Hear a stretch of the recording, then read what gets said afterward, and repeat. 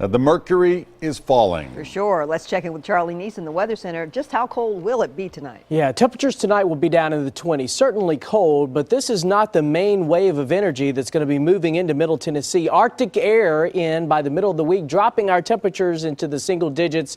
Here are the headlines with this next air mass that will be moving in. It'll be the coldest air of the winter so far, easily, with wind chills below zero at times on Wednesday.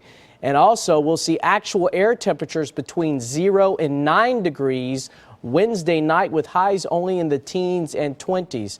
So make sure that you are ready for this Arctic air mass. Right now, it's still well to the north of us, and the front isn't going to move much over the next 18 hours. But as we head through tomorrow night, it does go on the move, and we start to see our temperatures drop. But for tonight, again, cold, just not as cold as we're going to be seeing, 24 degrees. Subtract about 20 degrees from that. That's what we'll be seeing by Wednesday night. More on how long the Arctic air stays with us. That's coming up, Rory. All right, Charlie, this week we will get our first taste of Arctic weather in 2015, like you just mentioned. While it won't last as long as the polar vortex from last winter, it is still going to be dangerously cold. News Channel 5's Adam Gassimi live downtown tonight. Adam's shelters are already doing a lot of planning to make sure people are left with somewhere to go. Yeah, that's right, Rory. And here's the thing. They are not just relying on traditional downtown shelters to make this work. They're calling on area churches from across the mid-state to make sure everyone stays warm.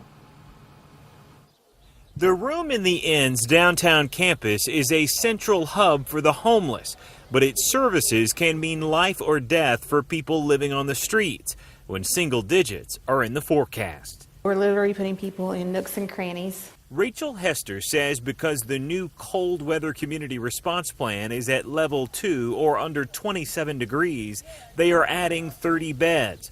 But things will likely only get worse as the week goes on. So we need enough shelter beds for everyone who seeks them. We need people to have hats and gloves and hand warmers and scarves. We need to make sure that we have enough classes going on here so that people in the daytime have a place to be as well. We don't want to just warehouse people. The way they're hoping to have as many as 1,400 beds ready to go is by the help of churches. Each guest gets a mattress to sleep on. Jim Arnett helps lead a team of volunteers who house and feed 12 people every Tuesday night during the winter at Otter Creek Church of Christ. Now they're going to be open Wednesday as well. What we've learned over time is that as we host and come in and interact with these folks, we find a lot more in common than we do different. And we find that we usually benefit a lot from the community experience, and maybe sometimes more so even than our guests do. Organizers are hoping they can get even more congregations to sign up because they know this isn't the first time the winter has gotten dangerous, and it won't be the last. This week isn't going to be our only cold snap. We learned that last year. It just kept on going. So it's not too late for congregations to add.